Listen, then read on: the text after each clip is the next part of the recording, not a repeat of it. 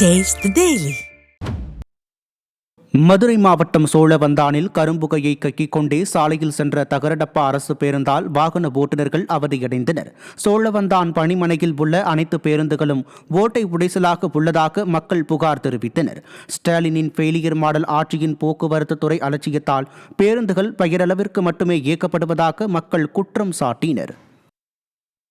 கோவை மாவட்டம் முட்டாபாளையத்தில் அதிமுக சட்டமன்ற உறுப்பினர் தொகுதி மேம்பாட்டு நிதியில் இருந்து கட்டப்பட்ட பல்நோக்கு மைய கட்டிடத்தை சட்டமன்ற உறுப்பினர் பொள்ளாச்சி ஜெயராமன் திறந்து வைத்தார். தொடர்ந்து தனியார் அமைப்பின் இலவச மருத்துவ முகாமையும் சட்டமன்ற உறுப்பினர் பொள்ளாச்சி ஜெயராமன் துவக்கி வைத்தார். கழக நிர்வாகிகள் உள்பட பொதுமக்கள் பலர் இதில் பங்கேற்றனர். பழைய ஓய்வூதிய திட்டத்தை அமல்படுத்த கோரி சிபிஎஸ் ஒழிப்பு இயக்கத்தினர் சென்னை எழிலகத்தில் மேற்கொண்ட தொடர் உண்ணாவிரத போராட்டம் 72 மணி நேரத்திற்கு பிறகு நிறைவு பெற்றது. போராட்டத்தில் பங்கேற்ற சிலர் உடல்நல பாதிக்கப்பட்டதை அடுத்து மருத்துவமனையில் அனுமதிக்கப்பட்ட நிலையில் தங்களது கோரிக்கைகளை நிறைவேற்றாவிட்டால் ஜனவரி முதல் தொடர் வேலைநிறுத்த போராட்டத்தில் ஈடுபட உள்ளதாக சிபிஎஸ் ஒழிப்பு இயக்கத்தினர் எச்சரித்தனர்.